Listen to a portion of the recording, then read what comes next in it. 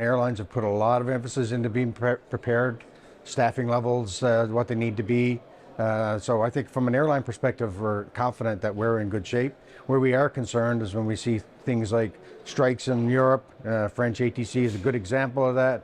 Unpredictable nature, when capacity has been declared, some of the challenges we saw last year in terms of airports or government services not being up to par in terms of being ready, that gives us some concern. There's also some concern around the supply chain and the availability of parts, which has been challenging to say the least for airlines. But by and large, in general, we would expect that this will be much better summer than last year.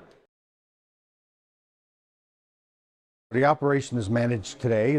We're flying. Obviously, there's an increase planned for the summer peak, but those reductions that were planned, in particular at New York FIR and some other areas, have been addressed in advance. So we anticipate that we should be in a good place going into the summer, knowing that full well there's a huge requirement for recruitment going forward for the FAA. Certain aspects, what we see in the airlines planning further in advance, airlines requiring more parts on hand than they normally would in a just-in-time environment. So it will iron itself out over time, but in the immediate crunch is preventing, new aircraft deliveries. Almost all OEMs are late on their deliveries, so growth is hampered as a result of it as well.